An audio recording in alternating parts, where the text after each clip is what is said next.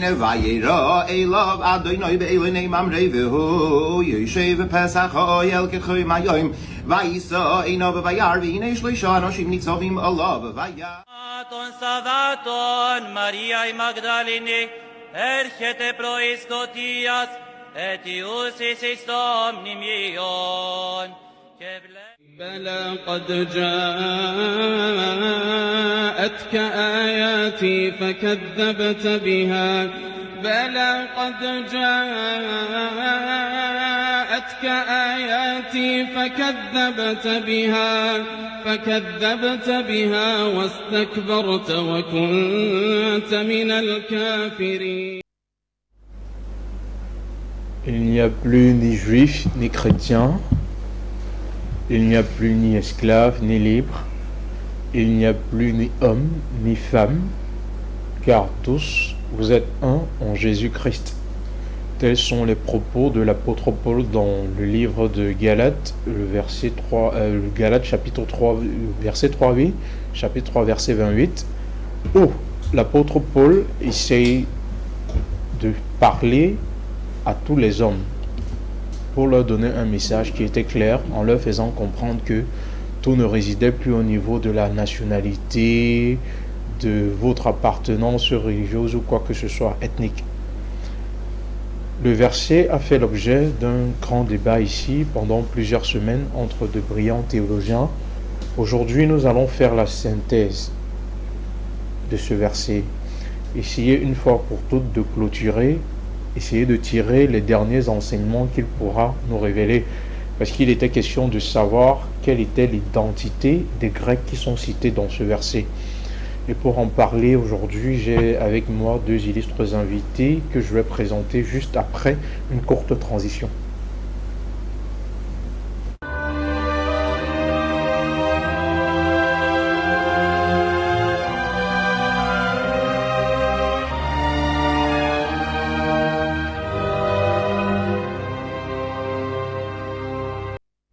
Mesdames et messieurs, bonsoir et bienvenue à la première émission de Message unique pour cette année de 2026.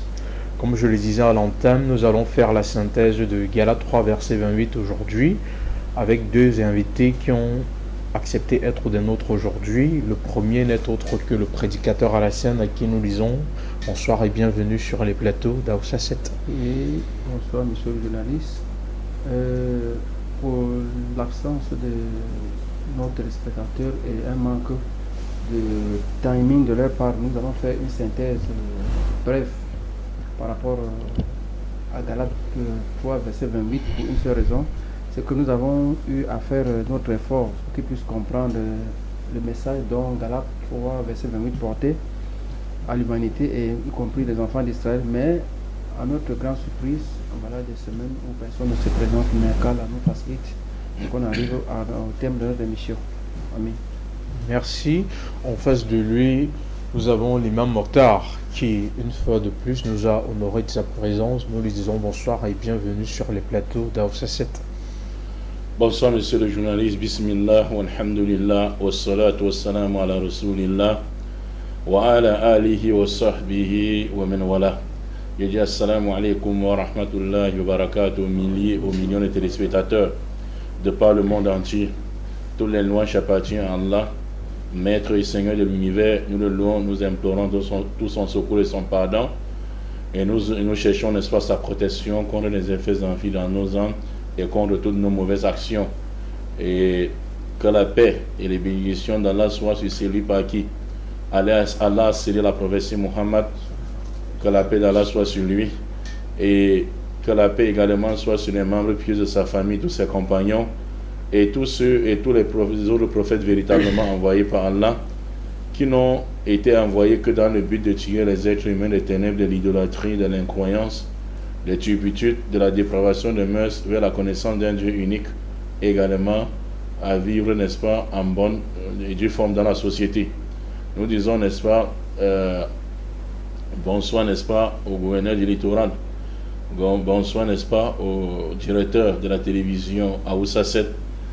Un bonsoir spécial aux téléspectateurs et téléspectatrices qui ne nous ont pas vus pendant presque un mois. indépendamment vraiment de notre volonté, et nous sommes fiers de vous retrouver. Et nous disons bonsoir, monsieur le journaliste. Ok, merci Imam Mokhtar. Nous aussi, c'est toujours un plaisir de vous retrouver et je profite comme ça pour m'adresser aux différents téléspectateurs à qui je tiens à souhaiter le meilleur pour cette année qui vient de débuter et leur dire que c'est un plaisir, une fois de plus, de continuer à voir à quel point ils nous soutiennent dans ce parcours du combattant. Parce qu'il faut bien le dire, c'est grâce à vous que cette émission est en train de devenir culte. Sans plus vous faire attendre, je vais me tourner vers le prédicateur Alassane. Déjà, à l'entente de l'émission, nous étions en train de le dire. Malgré tout ce qui a été déjà dit sur le thème, les différentes étapes que nous avons eu à franchir, aujourd'hui on a jugé bon de pouvoir conclure ce sujet et en apportant une plus-value à ce qui a déjà été dit. Qu'est-ce que vous pouvez donner en plus aux téléspectateurs concernant ce verset? Le véritable problème de ce verset, c'est que ceux qui n'ont pas étudié le livre entier vont beaucoup se mêler les pieds parce que quand ils voient les écritures dont Paul a adressé à ses frères qui étaient dans la diaspora, et puisqu'ils ne font pas l'étude profonde des textes bibliques, ils se réfèrent directement au message qui est ambigu, qu'il n'y a plus ni grec ni ceci, mais s'ils comprennent que le texte ne fait pas allusion à l'humanité parce que Paul a eu deux casquettes. L'un de ses premières casquettes est celui de vouloir séduire les Juifs. Et ceux qui ne connaissent pas que Paul a commencé par séduire les Juifs, et quand sa tentative a été loupée, il a maintenant décidé de se tourner vers ceux qui n'étaient pas les Juifs. Dit tantôt que Jésus l'a établi pour être l'apôtre des incirconcis juifs. Plus tard maintenant, s'est tourné vers les non-juifs qui sont les incirconcis. C'est un problème total. Et vu les échelons que j'ai essayé de classer, c'est que le premier temps qu'il a commencé, les gens le prenaient pour un méchant. Pourquoi? Il était d'abord persécuteur. Quand la persécution n'a pas marché, il a fait un petit bref invention qu'il a rencontré Jésus en personne. Et dans son témoignage, on voit qu'il y a des incohérences. Ça m'étonne comment nos frères de l'autre côté, nos amis, pas les frères, parce que le mot là est toujours dans ma bouche, nos amis de l'autre côté aiment parfois vouloir prendre les tests qui n'ont pas de sens clair. Et quand on les apporte un test clair, ils ne veulent pas le laisser pour les prendre le test clair. Parce que Paul étant celui qui dit qu'il a rencontré Jésus, et dans le récit dont il donne avec ceux qui étaient avec lui, ces récits ne sont pas cohérents. Donc maintenant, il faut qu'on doit déduire que c'est un mensonge fabriqué pour vouloir séduire les Juifs qu'il a commencé à persécuter.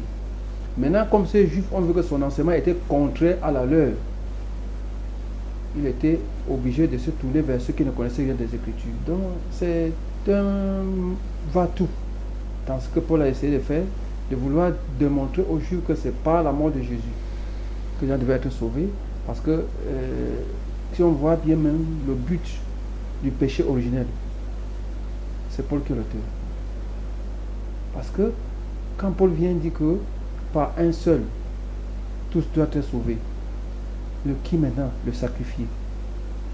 Parce que les Juifs, dans leur conscience et leur péripétie dans le monde dont ils ont fait les études, ils sont passés du mont Sinaï et arrivés en Arabie. De l'Arabie maintenant, ils ont migré là pendant 4 ans. Leur migration pendant 40 ans, et ils arrivent à la terre promise avec une loi. Par cette loi maintenant, ils avaient les ordonnances par lesquelles ils pouvaient atteindre le salut. Mais à la fin, un certain monsieur se lève d'un coup, étant étudiant même de Gamaliel, changeant tout le plan de leur étude. Il dit non, ça ne serait plus par les lois dont on vous a tout dit que Jésus était le pédagogue.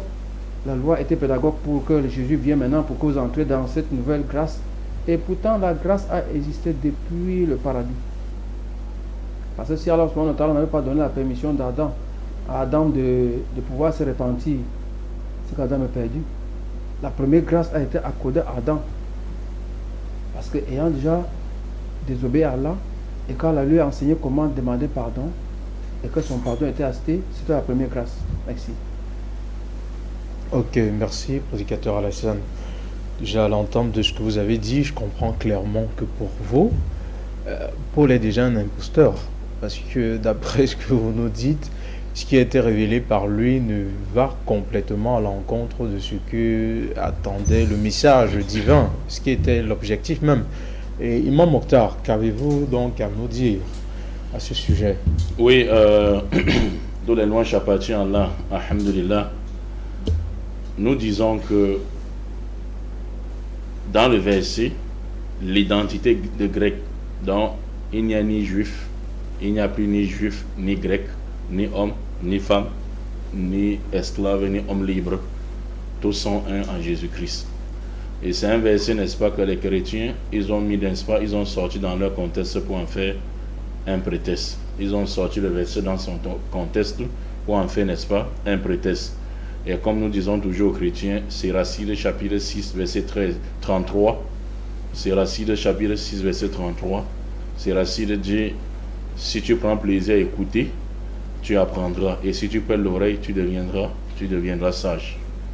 Et Galates chapitre 3, verset 28, ça c'est un verset piège. Vous savez, Pierre avait déclaré une chose dans 2 Pierre, dans son livre, dans 2 Pierre chapitre 15, 2 Pierre chapitre 3 plutôt, à partir du verset 15 à 16. Il dit, croyez que la passion de notre Seigneur est votre salut, comme notre bien-aimé frère Paul vous l'a aussi écrit, selon la sagesse qui lui a été donnée. C'est ce qui fait dans toutes ces lettres où il parle des choses dans lesquelles il y a des points difficiles à comprendre. Donc l'apôtre Paul dit, dans les lettres de Paul, il y a des points difficiles à comprendre pour qui? Pour les personnes mal affermies et les ignorants. Donc ça veut dire, ne peut pas toucher un livre de Paul, un ignorant, ou les personnes mal affermies ou mal enseignées, ou qui ne connaissent rien de la doctrine. Vous comprenez un peu. Donc c'est ce que Paul a écrit ici, aux Galates, cette lettre, n'est-ce pas, aux Galates. Et avant cela, je voulais rappeler quelque chose avant d'arriver à ce verset-ci. Il faut savoir que Paul n'a jamais écrit ses lettres aux non-juifs. Paul n'a jamais écrit ses lettres aux non-juifs. Par exemple, lorsqu'il écrivait aux Éphésiens, les Éphésiens, par exemple, n'étaient pas des juifs. Chez téléspectateurs, vous pouvez vérifier, n'est-ce pas, dans Actes des Apôtres, chapitre 17, versets 1 à 2. La Bible dit, Paul et Silas passèrent par Amphipolis et Apollonie. Ils arrivaient à Thessalonique, oui, où les Juifs avaient une synagogue. Donc, ils cherchaient tous ces endroits où il y avait quoi? La synagogue. Paul y entra selon ses coutumes pendant le sabbat et discuta avec qui? Avec les Thessaloniciens plutôt, pas les Éphésiens.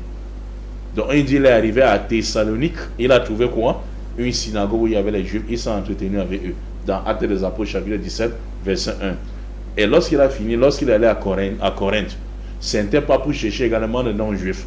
Vous pouvez vérifier également dans Actes des Apôtres, chapitre 18, verset 8. On dit cependant, Crispus, qui était le chef de la synagogue, crut au Seigneur et toute sa famille lorsque Paul était venu. Et plusieurs Corinthiens également avec lui, qui avaient entendu parler de Paul, crut aussi et furent baptisés. Ou les chefs de la synagogue et les Corinthiens qui étaient à la synagogue avec qui? Avec Crispus. Dans Actes des Apôtres, chapitre 18, verset 8. Vous comprenez un peu. Il est également écrit aux Romains. C'était les Juifs qui avaient acheté la nationalité romaine. Il est également écrit plutôt à Éphèse. Dans Actes chapitre 18, verset 18. On dit Paul resta encore assez longtemps à Corinthe. Ensuite, il prit congé des frères et s'embarqua pour la Syrie avec Priscille et Aquilas, après s'être fait raser la tête à Centrée, car il avait fait un vœu. Il arrivait à Éphèse. Ils arrivaient à Éphèse et Paul, il laissa ses compagnons et rentrait dans la synagogue et s'entretint uniquement avec les Juifs. Actes des Apôtres, chapitre 18, versets 18 à 19.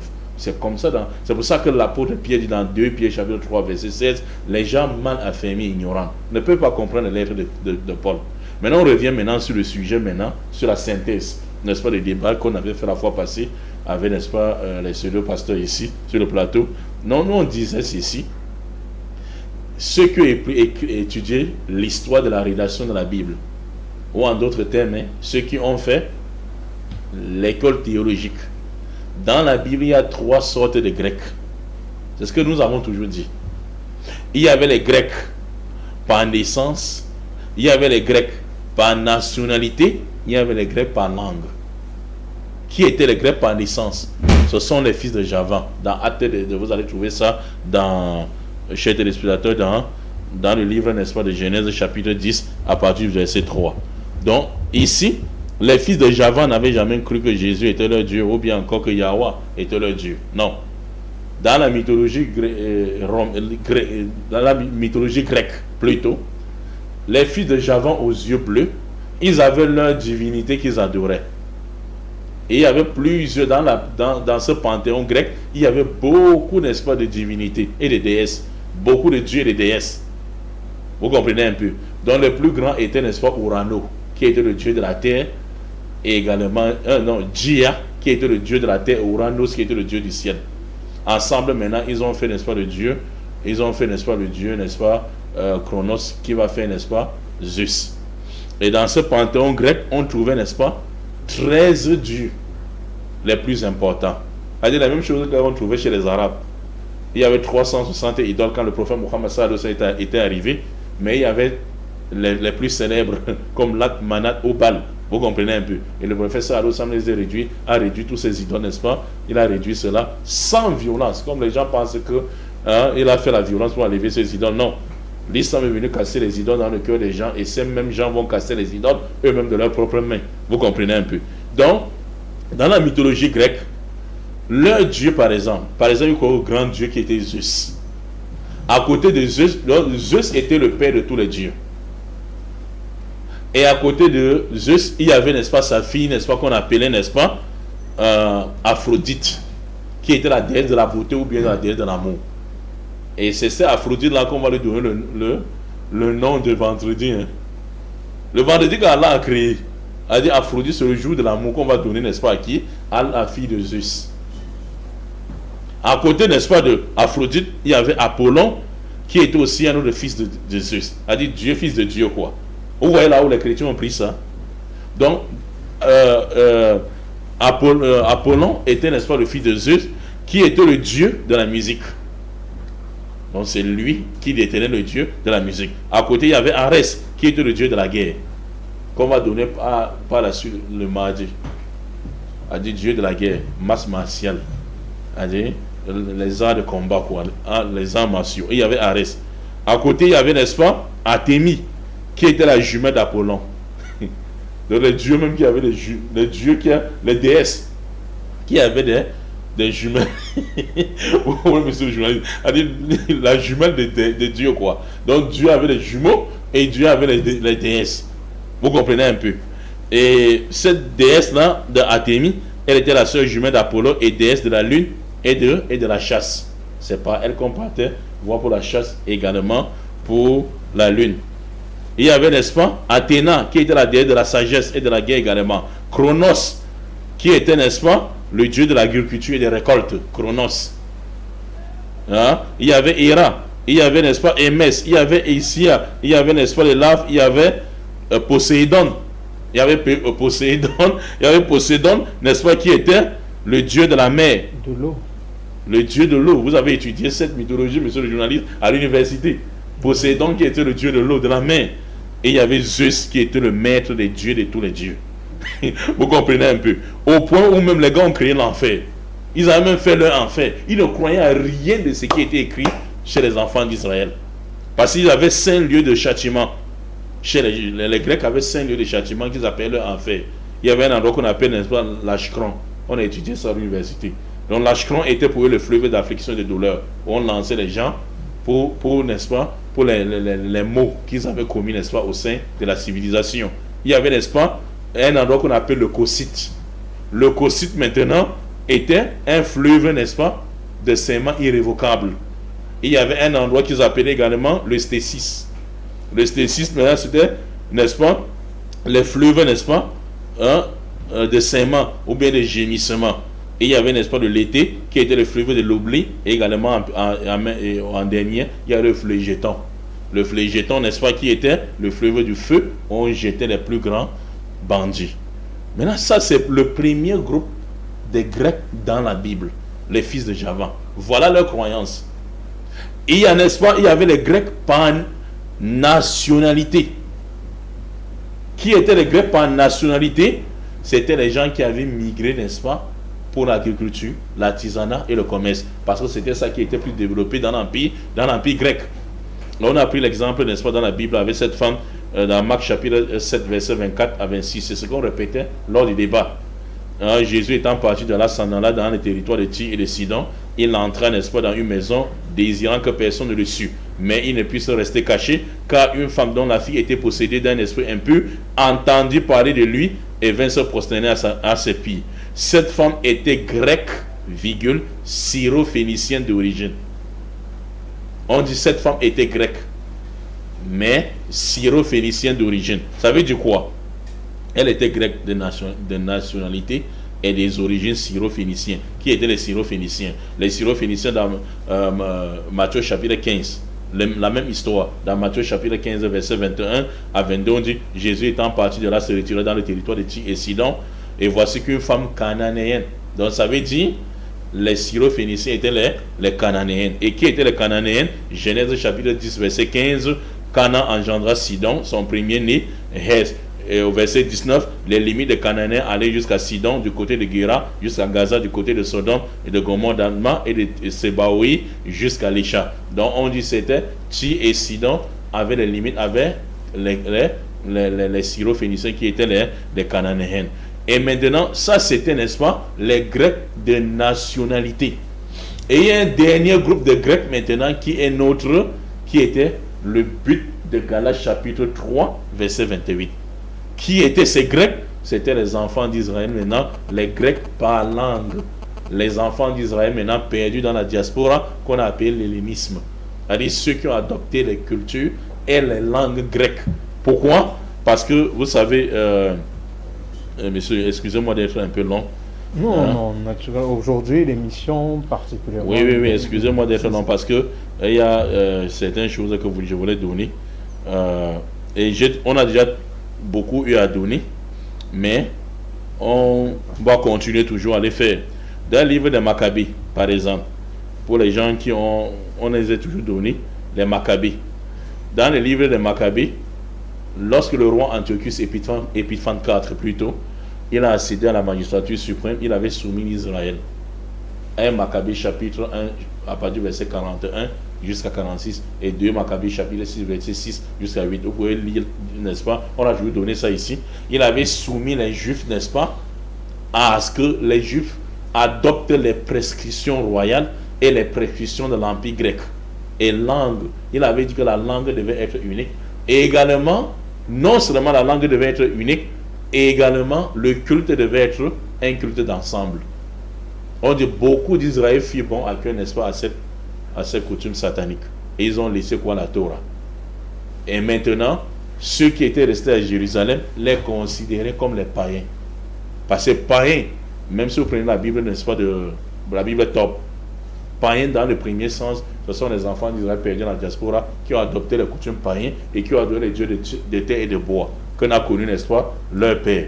Comme il a été dit, n'est-ce pas, dans Deutéronome chapitre 28, verset 64. Vous comprenez un peu. Et l'heure était arrivée maintenant qu'ils rentrent au pays. Et Jésus était venu pour ça. Donc Jésus était venu pour les brebis perdues de la maison d'Israël. Les brebis perdues. C'est pour ça qu'il dit dans Jean chapitre 10, verset 16, il y a encore beaucoup de brebis qui ne sont pas de cette bergerie. Ceux-là, il faut que j'aille les chercher. Et je les amène. Et dans Jean chapitre 5 et 7, à partir du verset 34 à 37, dans la Bible de français courant, on dit, Jésus dit, vous me chercherez, vous ne me trouverez pas. Il disait à ceux qui étaient à Jérusalem. Ceux qui étaient à Jérusalem ont demandé, où ira-t-il que nous le cherchions sans le trouver? Ira-t-il sur nos frères dispersés chez les Grecs et apporter la bonne nouvelle à ceux-là, les Grecs? Donc ceux-là, ils étaient considérés comme des Grecs. Au point où les partages qui se faisaient entre les veuves ici à Jérusalem, leurs veuves restaient à Jérusalem, ici on ne prenait plus part d'elles. Pourquoi? Parce qu'on disait que leur mari était devenu païen, ils n'avaient plus rien ensemble.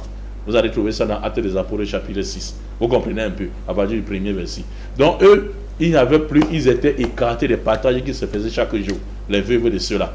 Maintenant, il fallait quelqu'un pour aller chercher ceux-là pour qu'ils rentrent. Puis Jésus ne l'a pas fait. C'est pour ça que les apôtres ont demandé à Jésus-Christ un jour dans Actes des Apôtres chapitre 6, toujours à partir du verset 1, en descendant, Maître, est-ce que c'est en ce temps que tu rétabliras tout Israël? c'est-à-dire ceux d'ici et ceux qui sont à l'extérieur, qui parlent la langue grecque maintenant, qui ont adopté les coutumes grecques. Jésus dit, ce n'est pas à vous de savoir le temps que le Père aura, n'est-ce pas, choisi. Mais le Saint-Esprit viendra sur vous. En ce temps, vous serez mes témoins dans la Judée, dans la Samarie et aux extrémités de la terre. C'est-à-dire, le Saint-Esprit, ça va venir sur vous, vous allez aller les chercher pour les ramener où? À Jérusalem. Et le jour de la Pentecôte, maintenant, dans Actes des Apôtres, chapitre 2, on dit, tous les Juifs qui étaient sous ce ciel étaient où à Jérusalem et ils n'avaient plus leur langue, qui était l'hébreu. Le Saint-Esprit est descendu sur les disciples maintenant, les donnant la faculté, n'est-ce pas, de comprendre la langue qu'ils ont adoptée dans les pays étrangers, pour les prêcher l'évangile et revenir. C'était les Juifs qui étaient là-bas. On dit les Juifs qui étaient sous ce ciel.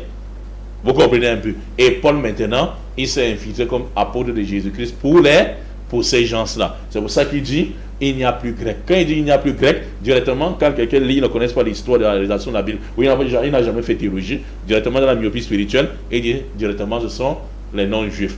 Par ricochet, Jésus était envoyé à l'humanité entière, y compris le Cameroun. Non. Nous disons que le Coran, chapitre 3, verset 49,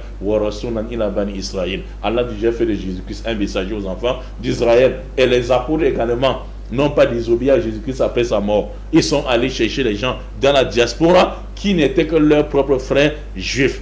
C'est pour ça que quand il les envoie prêcher l'évangile, même il dit, même à mon absence, dans Matthieu chapitre 10, verset 5 à 7, il dit, allez-y plutôt chercher les brebis perdues de la maison d'Israël. En cours de route, guérissez les malades israélites, purifiez les lépreux israélites, ressuscitez les morts israélites. Vous avez reçu gratuitement de moi, transmettez aussi gratuitement comme j'ai reçu gratuitement de mon Seigneur. Donc Jésus-Christ n'était pas venu pour l'humanité, Jésus-Christ était venu uniquement pour les brebis perdues de la maison d'Israël, et il a envoyé les disciples prêcher l'évangile uniquement aux enfants d'Israël. Vous comprenez un peu? Je voulais donner un texte ici avant de sortir, où l'apôtre Paul clairement montre le champ de sa mission. C'est un passage qui était donné ici, lorsqu'on faisait les débats ici. Monsieur Timman ne faisait qu'insister sur ce passage. Et ça m'a plu. Pourquoi? C'est un passage où Paul a clairement dit la vérité. J'ai voulu le passage, monsieur le journaliste. Et les disciples étaient là de Jésus-Christ. Et les chefs des synagogues, on voulait savoir la quintessence de la mission de Jésus-Christ, chez qui Jésus était envoyé et chez qui les disciples doivent prêcher l'évangile. Après la lecture de la loi et des prophètes, les chefs des synagogues leur envoyaient dire, hommes frères, si vous avez quelques exhortations, levez-vous et parlez. Paul se leva et fit signe de la main. Paul dit, je vais parler. Regardez comment il va résumer sa mission. Paul dit, je vais parler. On dit, vas-y, parle. Paul dit, homme israélite. Nous sommes dans Actes des Apôtres, chapitre 13, verset 15 jusqu'à 26. Homme israélite, et vous qui craignez Dieu, parce que ça c'est leur nom, craignant Dieu. C'est pour ça que je vous ai dit toujours que Corneille n'a jamais été un non-juif. On dit qu'il y avait un homme à Césarée qui était un craignant Dieu. Là, le débat même devait finir. Pour ceux qui ont fait la théologie. Une personne qui a fait la théologie sait que Corneille n'a jamais été un non-juif. Homme israélite, les craignants Dieu que vous êtes. Paul continue. Il dit, le Dieu de ce peuple d'Israël a choisi nos pères. Ce n'est pas tout le monde qui l'a choisi. Le Dieu d'Israël a choisi nos pères. Il mit ce peuple en honneur pendant son séjour au pays d'Égypte et il en fit sortir par son bras puissant. Il est nourri près de 40 ans dans le désert. Ayant détruit cette nation au pays de Canaan, il leur accorda le territoire comme propriété. Après cela, durant 450 ans environ, il leur donna les juges jusqu'au prophète Samuel. Il demandait plutôt alors un roi, et Dieu leur donna pendant 40 ans Saoul, fils de Kis, de la tribu de Benjamin. Puis l'ayant rejeté, il leur suscita pour roi David, auquel il a rendu ses témoignages. J'ai trouvé David, fils d'Isaïe, homme selon mon cœur, qui accomplira toutes mes volontés. C'est de la postérité de David que Dieu, selon sa promesse, a suscité à Israël un sauveur qui est Jésus-Christ. Regardez ce que Paul dit. C'est à Israël que Dieu a suscité un sauveur qui est qui? Jésus-Christ. Il continue. Avant sa venue, Jean avait prêché le baptême de repentance à tout le peuple d'Israël. Et lorsque Jean achevait sa course, il disait, je ne suis pas celui que vous pensez, mais voici après moi vient celui des pieds duquel je ne suis pas digne de délier les souliers. Homme frère, fils de la race d'Abraham, et vous craignant Dieu, c'est à vous que cette parole du salut était envoyée. C'est à vous uniquement que cette parole du salut est envoyée. Chaque fois on fait le débat ici, on dit à part qui on aura le salut. L'humanité, c'est à Israël. Est-ce qu'un prophète qui vient pour l'humanité ne soit préféré son peuple par rapport à d'autres peuples? C'est comme si on dit, monsieur Daniel, vous êtes venu pour le Cameroun et vous êtes Bassa par exemple. Vous avez 12 disciples Bassa et vous êtes venu pour le Cameroun. Et vous ne faites que dire construire le village de Bassa, construire le village de Bassa. Et tu prétends que tu es là pour le Cameroun. Non, non, non. Ça n'a pas de sens. Vous comprenez un peu. Donc, c'est un peu ça dans ce contexte, la synthèse de de Galates chapitre 3, verset 28. Les Grecs dont il était question ici, c'était plutôt les enfants d'Israël perdus dans la diaspora qui avaient oublié leur langue et leurs origines. Merci, Imam Mokhtar. Après ce brillant exposé de votre part qui a certainement édifié plus d'un à la maison, nous allons redonner la parole au prédicateur Alassane, parce que à la suite de ce qui avait été dit concernant la nature même de ces Grecs qui étaient évoqués dans Galates 3 verset 28 et la brillante analyse qu'Imam Mokhtar nous a faite là-dessus, que peut-on comprendre par rapport maintenant à ces pasteurs qui refusent de reconnaître cela? Que pouvez-vous dire aux téléspectateurs maintenant? Bref, tout ce que je peux redire, c'est que les téléspectateurs doivent être attentifs. Parce que les pasteurs ne veulent pas les aider à comprendre les Écritures. Alhamdoulilah, on essaie de faire de notre mieux. Les deux points dont on doit tenir compte, c'est que les Juifs de nationalité grecque, romaine et autres ne sont pas descendants des païens. Ils sont descendants du grand Abraham, alayhi salam, d'où maintenant il fallait qu'ils ne rejettent pas le Dieu dont Abraham servait. Cela revient à dire dans Deutéronome 18 qu'Abraham allait léguer la voie de l'Éternel à ses enfants, qui le suivent et qu'ils puissent accomplir la promesse dont Abraham avait promis à son ami Abraham. Mais s'ils ont rejeté cela et par conséquence ont embrassé d'autres cultes, parce que quand on voit le culte qu'ils ont embrassé avec le culte des Baals, dans Galates 3, verset 6, Galates 3, verset 6 est très très bien. De Galates même 3, verset 1 descendant, c'est que ces enfants sont détournés bel et bien du Créateur. Mais ayant choisi de se détourner du Créateur, ils ont eu pour option le rejet. Mais à ma grande surprise, quand je vois les écritures de Paul, il vient essayer de justifier. Parce que si Allah n'a pas rejeté le peuple d'Israël, comme ils prétendent que non, c'est le peuple élu jusqu'à l'éternité. Ils ont été élus et ont été délaissés par rapport à l'accomplissement de la promesse qu'Allah a fait à Abraham, alayhi salam, que par lui seront bénies toutes les familles de la terre, et que comme aucun des descendants de David, plus exactement de Jacob venant d'Isaac, ne pourra porter le flambeau de l'humanité. On trouve ça dans Jérémie 32, versets 21 à 25. Le rejet du peuple d'Israël avec tous les prêtres dont ils avaient commission d'œuvrer pour Allah. Mais quand on les fait comprendre qu'il faudrait que nous suivons le canevas des Écritures, parce que même comme c'est une labyrinthe, comme je viens de dire tantôt avant l'émission, c'est très compliqué. Les pasteurs, ils sont d'abord une traite de menteurs, que vous dites la vérité. Parce que quand on les apporte ce qui est écrit, ils croient que c'est nous qui fabriquons. On dit non, vérifions les tests. Et par là maintenant, nous allons voir si ce qu'on dit est vrai ou on a mal compris. Parce que c'est cette posture qu'on utilise pour les demander qu'on examine ensemble les Écritures pour voir réellement ce que ça nous dit. Ils disent non, vous voulez nous détourner de Jésus parce que Jésus est venu mourir pour lui. On dit non. Cet enseignement n'a de connotation nulle part dans les enseignements divins. Parce que si le Créateur envoie par la suite le dernier qui est Jésus parmi les enfants d'Israël, mais qui était avant Jésus? L'autre disait toujours, et ils aiment toujours dire que non, Jésus étant le dernier prophète envoyé à l'humanité, est parti même prêcher la parole de Dieu aux morts. J'ai dit, mais ça, c'est quoi ça? Donc, Abraham qui était mort avant Jésus, ne connaissait pas Dieu, n'était pas sauvé. Il fallait que Jésus maintenant vienne pour aller prêcher à Abraham pour qu'il soit sauvé. Ils ont plongé les gens dans, on appelle ça quoi, l'absurdité spirituelle. On te dit tout, mais on dit ne réfléchis pas. Ça, c'est une absurdité spirituelle. Dis à quelqu'un quelque chose, demander à la personne de ne pas réfléchir ce que tu dis. On dit, il faut seulement croire que Jésus est venu mourir pour toi. Et si tu acceptes qu'il est ton sauveur personnel, tu es sauvé. Non? Quel est le mécanisme dont Jésus a trouvé qui donne le salut? Jésus était très, très explicite dans ses propos. Un homme l'interviewa et lui demanda, que dois-je faire pour hériter la vie éternelle? Il n'a pas dit à ce monsieur non. Et un excellent enseignant comme Jésus oublie d'enseigner aux gens qui le demandent le moyen par lequel ils doivent avoir le salut, d'attendre pour croire sa mort pour être sauvé. Mais c'est plus tard que Paul prend le relais pour enseigner ce que Jésus n'a pas enseigné. Donc, cet amalgame dont Paul est venu s'aimer dans les enseignements de Jésus, des trucs pour que les gens chutent.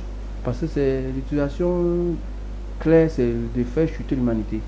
Parce qu'il y a même certains qui vont jusqu'à mettre tous leurs biens en espérant que s'ils investissent pour que le christianisme puisse évoluer et atteindre le monde entier, ils auront une récompense vis-à-vis de Dieu. Je leur dirais en ce point que si ils sont sages, qu'ils rentrent dans le contexte de la mission de Jésus, si Jésus par lui-même était le sauveur du monde, il ne lui serait pas impossible d'inviter les gens qui n'étaient pas les Israélites à adorer avec lui à Jérusalem. Mais le plus grand des combles des choses, c'est que Jésus, lui, il précise bien, comme Imam Mota venait de dire, aller plutôt vers les brebis perdues dans la maison d'Israël. Mais si tu n'as pas le brebis qui est perdu appartenant à une maison qui est Israël, est-ce que c'est toi qu'on doit chercher? Ça n'a même pas de paix. Parce que s'il disait aller chercher les brebis du monde, là on n'aurait même pas parole. Mais il dit précisément, parce qu'il y a la maison d'Israël, la maison d'Édom, la maison d'Ismaël, c'est plusieurs maisons. Et la maison des autres enfants de Ketura. Parce que les Madénites sont toujours des maisons qui descendent d'Abraham. Mais Jésus, dans l'entame de ce propos, est cohérent avec les textes qui l'ont suivi. Dans Michée 5, verset 2, on dit, et toi, Bethléem, tu n'es pas certes la moindre dans tes milliers, de toi sortira celui qui dominera de ma part sur Israël. Et quand d'autres gens voient le mot dont l'origine remonte aux temps anciens et aux jours de l'éternité, ils se perdent. Parce qu'ils n'ont pas étudié. Maintenant, la phrase qui suit, on annonce encore l'avènement d'un autre. Et quand on utilise la chronologie des textes, on va voir que les Juifs, dans leur idée, ils ont voulu choisir maintenant à la place des envoyés de Dieu ce qu'ils voulaient. Ils n'ont pas voulu que le programme de Dieu puisse suivre son cours, parce que quand Jésus allait s'en arrive, ils attendaient plutôt un combattant qui vient les délivrer des jougs de Romains. Mais à la grande surprise, Jésus était plutôt un pacifique. Il n'a jamais prêché que non, laissez revenir ici. Il n'a jamais même dit à ceux qui étaient de son époque prisonniers, comme notre célèbre Jean-Baptiste. Étant prisonnier, il a posé une question intelligente à Jésus concernant Ésaïe 42. Il dit, es-tu celui dont que nous attendons ou allons-nous attendre quelqu'un d'autre? Maintenant, Ésaïe 61, verset 4 est plus clair. Celui-là doit délivrer ceux qui sont en prison. Parce que si les gens ne comprennent pas pourquoi Jean-Baptiste a posé une question à Jésus, si lui à son tour, comme on avait posé la question par des frères juifs à lui, qui es-tu donc pour faire ce travail que tu fais? Es-tu le Christ? Es-tu Élie? Es-tu le prophète? Parce que dans les Écritures, on nous enseigne que Élie devait venir, mais en esprit comment? Parce qu'on dit, celui qui viendra portera l'esprit d'Élie, c'est-à-dire qu'il doit faire la même chose comme Élie. Donc Jean-Baptiste est celui qui a été représenté, qui est venu, mais en même temps en la personne d'Élie, parce qu'il a continué le même enseignement d'Élie. Maintenant le Christ, quand on précise maintenant Christ, ça veut dire un oint de Dieu. Pourquoi le oint de Dieu parmi les Israéliens? Le oint de Dieu qui est spécialisé parce qu'il est héritier davidique. le seul roi qui a hérité le trône de David et qu'il est parti et que ce trône n'aura plus de roi jusqu'à la fin du monde, c'est Jésus. Les exégètes chrétiens ont des problèmes dans ce sens parce que quand ils voient comment Dieu dit « Je ne laisserai pas le trône de David sans successeur ». Mais les Écritures nous informent que le dernier successeur de David, qui est Jésus, était un héritier éternel. Donc Dieu a rempli sa promesse dont il a fait aux enfants d'Israël. Parce que si Jésus n'était pas un héritier éternel, c'est que cette promesse attend toujours un autre roi davidien. Mais Jésus étant le dernier roi davidique dans la maison de Jacob, il doit régner jusqu'à la fin du monde. Mais les propres choses, donc les frères de... On les appelle quoi? Il y a c'est un groupe de frères musulmans que peuvent citer les années. Là, sans vous couper, vous avez parlé d'Élie, du Christ, du prophète. Exactement. Et quel est dans ce prophète qu'ils attendaient? Merci. Le prophète qu'on attendait est celui par qui le flambeau dont Abraham était le porteur doit rassembler le monde entier autour d'un même Dieu. Et c'est que les Juifs ont eu pour habitude et ne sont pas reconnaissants vis-à-vis des textes que Dieu les a légués, c'était que les lieux de culte qui étaient familiers allaient être à un temps précis universel. Parce qu'on va trouver ça dans Ésaïe 2, verset 2. Et quand dans Ésaïe 2, verset 2, on dit que tous les peuples convergeront en Israël. Mais aujourd'hui, ceux qui partent en Israël sont ceux qui ont suivi Mohammed sallallahu alayhi wa sallam. Même les Juifs qui sont descendants d'Abraham sont en Israël, ils n'ont pas le droit d'entrer là-bas pour faire les prières comme nous autres qui ne sommes pas enfants d'Abraham, qui ont accepté le Dieu d'Abraham par le dernier prophète. Nous allions là-bas. Maintenant, pour dire encore que le peuple de Dieu a été rejeté, maintenant on va trouver maintenant que le peuple viendra à l'Éternel, le nouveau peuple de Dieu. Nous sommes dans ce moment dans Somme 86, verset 9. On parle d'un peuple étranger qui adore à Jérusalem. Avec qui? Ceux qui étaient à Jérusalem. Parce que ceux qui suivent le dernier prophète adoreront en Israël, et ceux qui auront accepté ce dernier prophète n'étant pas Israël vont adorer dans le même lieu. Voilà pourquoi le prophète sallallahu alayhi wa sallam avait dit, avant même qu'on a construit la mosquée Assa, il a donné les mérites de la prière dans cette mosquée. Une des prophéties dont les gens n'ont pas fait de recherche dessus, et faisant comprendre quand on prie là-bas, on a tel mérite. Elle n'était pas construite. Et nous voici aujourd'hui. Quelqu'un a de l'argent, va aller là-bas, il va prier pour avoir les mérites qu'il a prescrits. Il avait prophétisé dessus. Maintenant, il faut que les gens comprennent que dans tout le contexte juif, c'est parce que les gens ne veulent pas reconnaître des choses claires. Même quand on a eu à faire ce qu'on a fait dedans, on a des traces. Parce que tout peut se perdre sauf la vérité. Tout peut se perdre sauf la vérité. Parce que le mensonge finit par s'évanouir. Et quand quelque chose s'évanouit ou s'évapore, on ne peut plus rien de ça. Mais la seule chose que Dieu a fait dans les Écritures, c'est que les traces sont restées. On dit Abraham léguera à ses enfants la voix de l'Éternel. Son premier fils, c'est Ismaël. Après, c'est Isaac. Après Isaac, les enfants de Ketura. Tous ont eu de la part de Dieu les ordres venant d'Abraham pour adorer lui, le Dieu d'Abraham, et qu'il soit en leur en retour le Dieu de ses descendants après lui. Sauf les brebis galeux de ses enfants ont été mécontents. Dans quel sens? De pouvoir laisser le Créateur pour aller adorer les objets, comme le Dieu Baal, etc., etc. Maintenant, les enfants d'Ismaël, les bébés galeux parmi eux sont partis adorer au Baal, Manat, Alat et Uzat, etc., etc. Et pourtant, le culte d'Abraham a persisté dans l'Arabie et en Israël, mais le seul établisseur des lois conventionnelles avec Dieu, c'est le prophète Mohammed sallallahu alayhi wa sallam. Parce que le lieu qui était un lieu antique pour l'adoration, comme la Kaaba, a été perverti 400 ans avant Mohammed sallallahu alayhi wa sallam. Et Mohammed sallallahu alayhi wa sallam, parce que quand les gens disent que non, les Arabes sont les idolâtres, pas tous les Arabes. Ce sont ceux qui ont suivi les idoles déposées dans la Kaaba. Et une petite remarque qu'on doit faire comprendre aux gens qui ne connaissent pas et qui ne savent pas ce qu'on dit, c'est que nous n'adorons pas la Kaaba, nous adorons le Seigneur de la Kaaba. C'est-à-dire que vous adorez le cube noir en Arabie. Non. On adore le Seigneur de ces cubes. C'est ce que les gens confondent, que vous êtes idolâtre comme les autres. nous n'adorons pas la Kaaba, nous adorons plutôt le Seigneur de la Kaaba. Si les gens ne savent pas que la Kaaba était un endroit antique pour tous les êtres humains, à l'occurrence, le papa Adam, qui a officié là-bas, et tous ses descendants jusqu'à la fin du monde vont officier là-bas. Merci. Ok, merci, prédicateur Alassane. Avec tout ce qui a été dit, Imam Mokhtar, nous comprenons juste que Jésus en lui-même a été tellement clair au niveau de ses propos et que la zone d'ombre, ce qui crée toutes ces divergences aujourd'hui au niveau de l'humanité, normalement provient de Paul, rien que lui.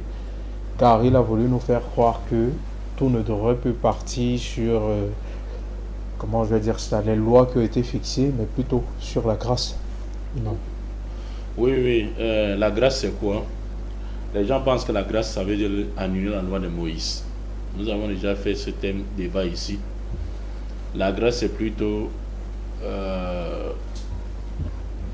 ce que Dieu a appelé la grâce dans la Bible, ou Paul a appelé la grâce, c'est plutôt le remplacement de ce qui était compliqué par ce qui était facile. Je m'explique. Dieu avait donné, n'est-ce pas, beaucoup de lois aux enfants d'Israël. Et dans le Coran, c'est reconnu également, Coran chapitre 5, verset 44. Allah dit, nous avons fait descendre la Torah, c'est le livre d'Allah. Min kitabillah, c'est le livre d'Allah. Il a appelé son livre dans ce verset. Allah a fait descendre la Torah, il dit là où il y avait guide et lumière. Dans quoi? Dans la Torah. C'est sur sa base que tous les prophètes, les rabbins, jugent les affaires des Juifs. Nous les avons confié la garde de la Torah et ils en sont témoins. Mais sauf que dans la Torah, il y avait des conditions. C'était que si tu observes telle loi et tu laisses autre loi, tu devais être coupable des autres lois. Vous comprenez un peu? C'est pour ça qu'Allah a appelé le prophète Muhammad sallallahu alayhi wa sallam le messager de la miséricorde. وَمَا أَرْسَلْنَاكَ إِلَى رَحْمَةً لِلْعَالَمِينَ وَمَا أَرْسَلْنَاكَ إِلَى كَافَةً لِلنَّاسِ بَشِيرًا وَنَذِيرًا وَلَكِنَّ أَكْثَرَ النَّاسِ لَا يَعْلَمُونَ. Donc le prophète sallallahu alayhi wa sallam était venu comme une miséricorde. Pourquoi? Il y avait les lois vestimentaires dans la Torah. Il y avait les lois vestimentaires, il y avait les lois alimentaires, il y avait les lois cérémoniales, il y avait les lois également sacrificielles. Donc il y avait beaucoup de lois. Mais les enfants d'Israël ont toujours eu à respecter. Comme par exemple les lois concernant le social. Tu ne tueras pas, tu ne voleras pas. Ils esquivaient ça.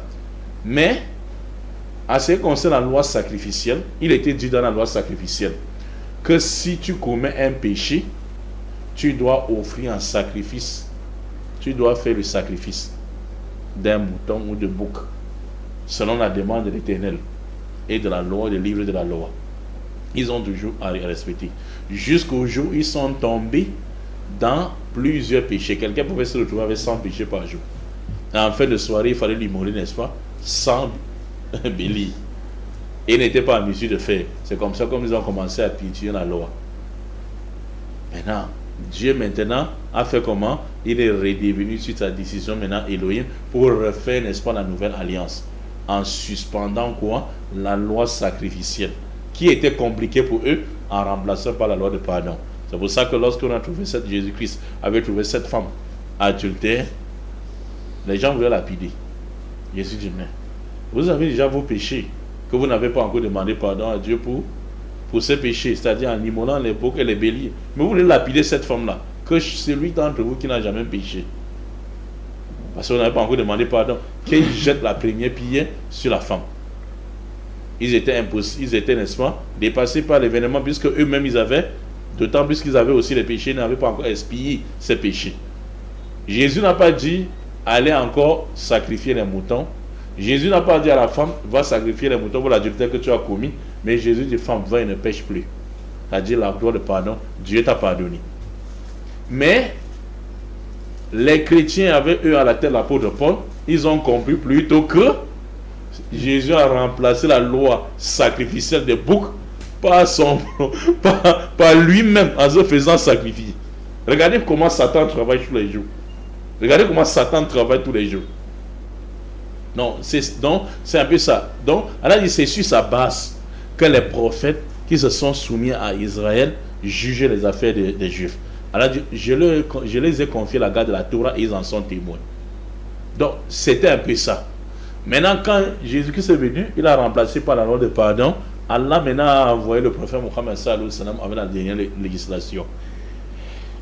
Vous voyez un peu. Donc quand Jésus-Christ est passé, l'apôtre Paul maintenant, et vous savez, je vais donner, n'est-ce pas, je vais vous citer un verset, n'est-ce pas, dans Romains chapitre 9, verset 1 à 5. Romains, l'apôtre Paul, excusez-moi, je vais vous citer un verset où l'apôtre Paul déclare clairement qui est israélite. Il a dit ses parents quoi? Ses parents dans la chair. À qui appartient quoi? Romains chapitre 9. Je dis la vérité et je ne mens point. Ma conscience m'a rendu témoignage par le Saint-Esprit. J'éprouve une grande tristesse et j'ai dans le cœur un chagrin continuel. Car je voudrais moi-même être en Athènes et séparé de Christ pour mes frères, mes parents selon la chair, qui sont israélites, à qui appartient 2 points l'adoption. Regardez, Paul dit, à Israël appartient l'adoption. À qui appartient la gloire? À qui appartient les alliances? À qui appartient la loi? À qui appartient le culte? À qui appartient les promesses? À qui appartient les patriarches? De qui est issu selon la chaîne le Christ, qui est au-dessus de toutes choses, Dieu béni éternellement. C'est à Israël qu'appartient quoi? Il commence par l'adoption. Demandez-vous, chers téléspectateurs, pourquoi est-ce que Israël doit être adopté alors que c'est le peuple aimé de Dieu dans le livre de Deutéronome chapitre 7, verset, n'est-ce pas, 8, ou Deutéronome chapitre 8, verset 7. Le peuple que Dieu aime, il a choisi. Pourquoi maintenant, à un moment donné, Dieu va l'adopter? Parce que dans Deutéronome chapitre 21, verset 64, Dieu dit, Israël, tu vas te retrouver chez les nations que tu ne connais pas, les nations étrangères. Tu dois adorer les dieux faits de bois et de terre, que n'a connu ni tes pères. C'était arrivé quand? Ici, dans 2 Maccabées chapitre 6, verset 6. Quand ils sont retrouvés chez les Grecs, eux-mêmes racontent, il n'était pas permis pour nous de célébrer le sabbat. Pour que la prophétie de Deutéronome chapitre 28, 64, que Dieu les avait promis, se fait comment? Se réalise. Il n'était pas permis pour nous de célébrer le sabbat, ni de garder les fêtes de nos pères, comme la Pâque et les autres. Le roi Antiochus Épiphane IV avait refusé. Ni simplement de dire que je suis juif, de confesser même simplement en public que je suis juif. Dans 2 Maccabées chapitre 6, verset 6. Il n'était même pas permis. Dans la péninsule, dans la péripétie grecque, il n'était même pas permis. Le verset 7. On était conduit par une amère nécessité à participer chaque mois au repas rituel. De qui? Au repas rituel le jour de la naissance du roi. Donc le roi avait institué chaque mois qu'on devait faire certains festins à son honneur pour honorer lui et son Dieu. Les Poséidon qu'on a vu, les dieux de la mer, c'est les grands Zeus qui étaient les dieux, le grand Zeus qui était le père de tous les dieux. Et lorsqu'il arrivait les fêtes dionysiaques, on devait couronner des liers accompagnés de cortège de Dionysos. Vous avez les liers. C'est que vous voyez que les femmes mettent souvent leur tête là pendant certaines périodes de fêtes des chrétiens. Ils mettent souvent, n'est-ce pas, les couronnes de liers comme ça sur la tête. Et d'autres gens ont commencé à prendre ça comme la coutume de mariage. Et ils mettent ça comme ça sur leur tête. Ce sont des coutumes grecques sataniques. Vous comprenez un peu. Et un décret fut publié au verset 8. Quel était le décret du roi Antiochus Épiphane IV?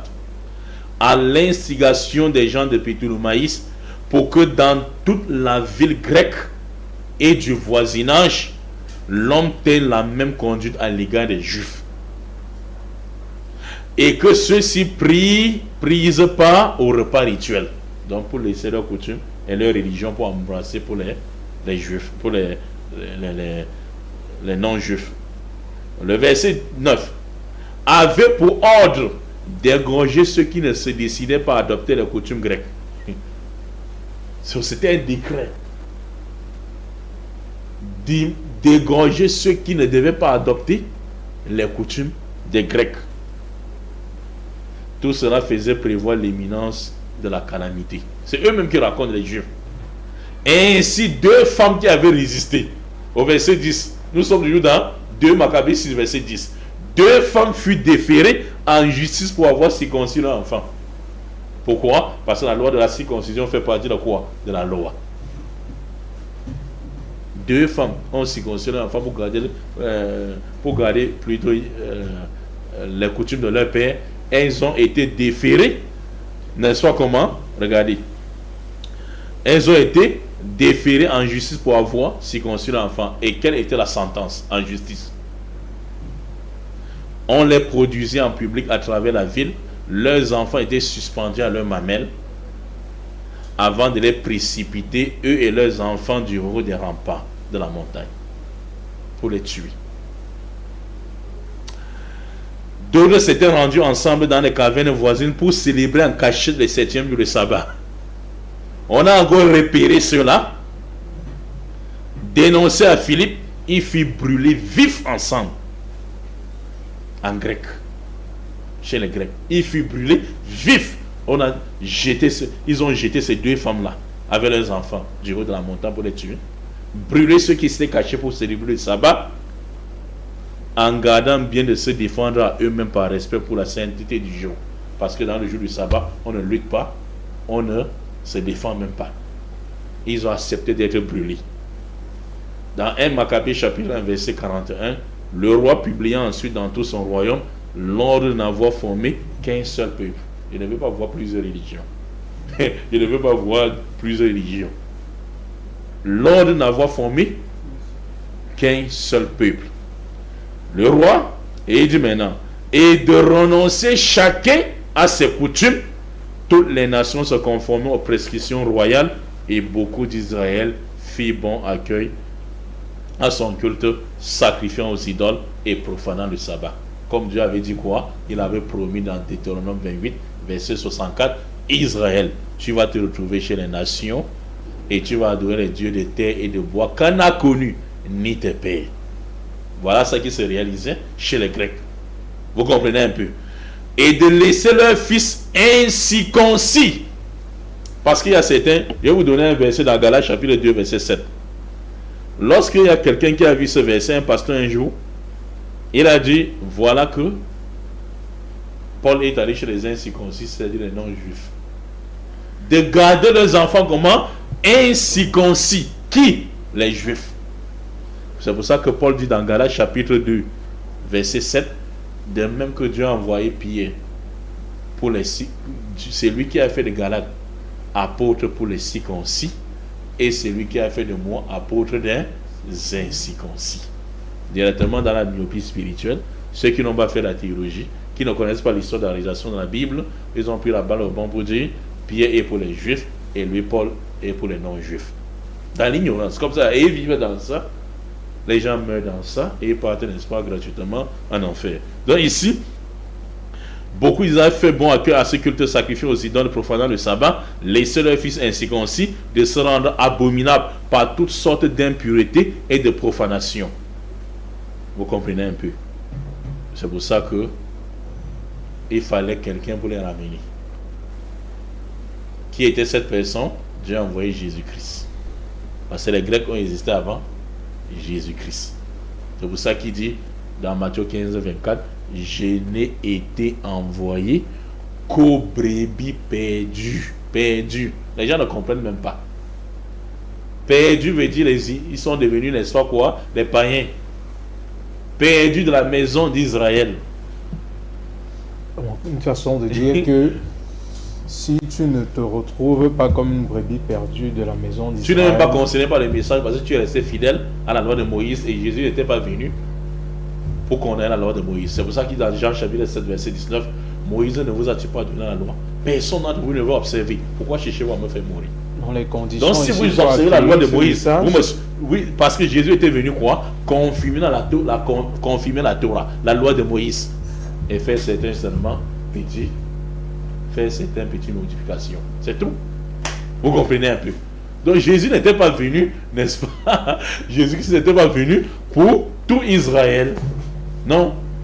Uniquement les brebis perdues de la maison d'Israël. Vous comprenez un peu? C'est pour ça que Paul, l'apôtre Paul a fait de lui, Hein, l'apôtre Paul, il est venu, n'est-ce pas, uniquement pour les enfants d'Israël perdus dans la diaspora. Et il fallait les ramener. Et Paul a ramené ceux qui devaient ramener. Et jusqu'aujourd'hui, il y a toujours les Juifs dans les 4 coins du monde. Il y a les Juifs en Irak, il y a les Juifs, n'est-ce pas, même ici en Éthiopie, les Falachas, là où sort l'unique Éthiopien. C'est à certains gens. Et je dis toujours que Corneille est un Juif. C'est un Israélite. C'est pour ça qu'on dit dans Acte 11 qu'il y avait un homme à Césarée au nom de Corneille qui était un craignant Dieu. Est-ce qu'un non-juif pouvait être un craignant de Dieu? Comment tu vas craindre, n'est-ce pas, du Dieu que tu ne connais même pas? Nous avons vu les panthéons, n'est-ce pas, de Dieu grec ici. Également, la mythologie romaine, gréco-romaine. Chez les Romains, ils avaient 12 000 dieux. C'était même 13 000. Donc le nombre de dieux, même chez les Romains, dépassait le nombre de dieux chez les Grecs. Donc ils ont pris d'autres chez les Grecs, ils ont ajouté sur leurs dieux. Donc le nombre de... Il y a même certains écrivains qui sont des profanes. Hein. Ils ont écrit, hein, en disant, comment il s'appelle encore, j'ai oublié même son nom, il a écrit beaucoup. Il a écrit un livre appelé Tir sur le christianisme. Tir sur le christianisme. Il dit, le nombre de dieux chez les Romains était 13 000 dieux. Et ce nombre de dieux dépassait le nombre de la population. Dans son livre, il dit le nombre de dieux dans la mythologie gréco-romaine, 13 000 dieux dépassait, le nombre de dieux dépassait même dépassait plutôt le nombre de la population. Et chaque carrefour et chaque quartier avait un dieu. Parce que Dieu, leur divinité avait les fils. Comme vous avez vu ici, Zeus avait les Apollon, Zeus, n'est-ce pas, avait les Mais Imam, sans, les Poséidon et les autres. Sans vous interrompre, il y a une chose que j'aimerais comprendre. À l'époque, on avait besoin de dire que des hommes vivaient dans l'obscurantisme total, n'étaient pas assez éclairés, avec des pratiques plutôt bizarres. Parce que là, vous nous parlez de 13 000 dieux. Qui dépasse le nombre de la population? Pouvaient-ils être plus importants que la population? Oui, on a traversé cette époque. Le christianisme est venu, après l'islam a vu le jour, mais aujourd'hui, beaucoup de personnes se retrouvent en train de faire des pratiques et de célébrer des fêtes qui appartenaient plutôt à cette période-là. Ça nous permet de parler du 1er janvier, que les gens ont fêté ici dans l'ignorance. Comment Parce et dans l'obscurantisme total. Il y a je venais par là, c'est comme si vous avez lu juste dans ma pensée, je venais par là, monsieur le journaliste, sur bonne année, Bonana. Qui est quoi l'adoption païenne du Dieu gréco-romain? Vous comprenez un peu? Regarde, même les jours. On doit faire des débats ici sur le nom des jours, l'origine des jours, l'origine des mois. Donc ici, Allah dit Wakalati Yahoud Udhiru ibnullah, Wakalati Nasara Masihu ibnullah, Dhalika qawlahum bi afwahihim, Yudu'ihuna qawla alladhina kafaru min qabl. Allah Azzawajal dit, les Juifs disent Oser le fils d'Allah. Les chrétiens disent Jésus le fils d'Allah. Allah dit tels sont les bobards qui sortent de leur bouche. Et vous savez, Allah dit quoi? Il dit ils ne font que suivre les ignorants passés avant eux. Les ignorants étaient qui? C'est ici qu'on parlait ici. Les Romains, ils avaient 13 000 dieux. Et chaque dieu a couché un enfant. Dieu avait les fils et les petits-fils. Donc, ça nous étonne, on dit Dieu le Père, Dieu le Fils et le Saint. Ça ne nous étonne pas. Allah aujourd'hui, ils suivent les ignorants minkap, donc qui sont passés avant eux. Donc ils ne répètent que les choses que ce... Et les Romains aussi répètent ce que les Grecs avaient répété. Les Grecs répètent ce que les Perses répétaient. Les Perses répétaient ce que les Babyloniens répétaient. Les Babyloniens répétaient ce que les Égyptiens, les Assyriens plutôt, répétaient. Et les Égyptiens également. Les Égyptiens avaient, n'est-ce pas, des panoplies de Dieu. Dieu à la tête du serpent, Dieu à la tête de la vache. Et c'est dans ça qu'on nous appelle. C'est-à-dire Isis qui a pris, n'est-ce pas, Isis qui était la sœur de Osiris. C'est-à-dire frères et sœurs. Frères et sœurs, ils ont couché ensemble pour avoir Oris. Mais là, bon, vous ne serez pas bien vu par nos frères kémiques là. Mais maintenant, les kémiques, on va atterrir sur eux. Laissez-les. On nous invite. Regardez quelqu'un qui vole au marché central ici. Il emballe, n'est-ce pas, un faux pantalon. Il dit, regarde là-bas, quand tu regardes, il tourne, il prend un autre sachet, il donne. Et quand il va mourir, plus tard, il va devenir un ancêtre. Et c'est lui là qu'on va adorer. C'est lui qui détourne bien comme ça au marché. C'est lui qui va devenir un ancêtre. Elle dit, si vous voulez voir les bandits qui volent là, c'est les futurs ancêtres de demain. que les Kémis nous fait retourner pour aller rendre le culte satanique. Vous comprenez un peu? Donc maintenant, ici, vous comprenez que dans cette mythologie, il y avait 13 000 dieux. Au point de connaissance le nom de certains dieux, on les appelle dieux de l'inconnu. Donc, on dit, bah, il y avait les gens qui suivaient les dieux dans la mythologie. Au point où on demandait quel dieu, ce dieu s'appelle qui? Lui-même qui suivait le dieu, il ne connaît même plus le nom de Dieu. Il dit appelle Dieu de l'inconnu. Tu passes. Sache que c'est Dieu seulement. Tu passes. Est-ce qu'on fait ça au Dieu? On a dit ceux qui suivent ils ne font que répéter. Les juifs et les chrétiens, ils ne font que répéter ce que ces mécréants en disent. Maintenant, revenons maintenant sur la fête du 1er janvier. Qui est issu de cette mythologie? Il y avait un grand dieu chez eux. Le grand dieu chez les Grecs, c'était Zeus, qui était le père de tous les dieux, les Poséidon, les Apollon, les Aphrodite et les autres. Maintenant, le grand dieu chez les Romains maintenant était plutôt Misra. Misra qui était le dieu soleil. Et Constantin le Grand portait toujours une bague ici intitulée Dieu du soleil, avant qu'il ne s'islamise. Parce que beaucoup de gens ne savent pas. Important de rappeler aux téléspectateurs que l'empereur Constantin, c'était un client adorateur du dieu soleil. Du dieu soleil, mais il est mort musulman. On va vous parler de ça. J'ai dit ça pour que les téléspectateurs soient un peu embrouillés et vous poser des questions. Pourquoi? Vous savez d'où vient le 1er janvier? Un jour, un prêtre qui se retrouvait en Égypte, il s'appelait, n'est-ce pas, Arius, Rahimahullah, que la miséricorde d'Allah soit sur lui. C'est un prêtre. Il n'était pas l'évêque même de la ville. Parce que l'évêque de la ville, n'est-ce pas, s'appelait Alexandre d'Alexandrie. Donc vous allez trouver cette histoire pour ceux qui vont consulter, n'est-ce pas, les professeurs de l'université d'Arius en Égypte. Il y a même une université à son nom. C'était un prêtre. Il a commencé à propager en Égypte que Jésus-Christ n'était pas Dieu. Mais Jésus-Christ n'est qu'un messager d'Allah. C'est que nous les musulmans on dit. Coran chapitre 5 verset 75. Jésus n'était rien d'autre qu'un messager et les messagers sont passés avant lui. C'était le message d'Allah. Il a commencé à propager ça. À appeler les gens dans son église de laisser la Trinité. Muhammad n'était pas encore né. Nous sommes en 300. Et Muhammad est venu en 500. Après Jésus-Christ. Il a commencé à propager l'unicité absolue dans son église. Alors que l'évêque de la ville, parce que l'évêque est toujours au-dessus du prêtre. Nous voyons ici à Douala et partout, l'évêque est toujours au-dessus du prêtre. L'évêque de la ville s'appelait Alexandre d'Alexandrie. Quand il a entendu ça, ayant déjà répandu dans la ville, et à Rome, le centre, à Rome, le pape qui était à ce temps-là, il s'appelait Sylvestre. Écoutez bien, le pape de ce temps, à Rome, était Sylvestre. Il a écrit à Sylvestre. Il dit, il faut qu'on excommunie ce pape, ce prêtre-ci. Parce qu'il a fait les gaffes ici en Égypte. Il a écrit la lettre et Sylvestre a envoyé les émissaires contre Arius. Et Arius, les émissaires sont arrivés, ils sont devenus musulmans. À cause de quoi? C'est comme vous voyez les débats là. Force des arguments. À la force des arguments, c'est comme vous voyez les débats là, les pasteurs ne finissent par ne pas venir. Il les a pris avec les débats. Maintenant, Alexandre d'Alexandrie a commencé à faire les menaces. À qui? À Arius.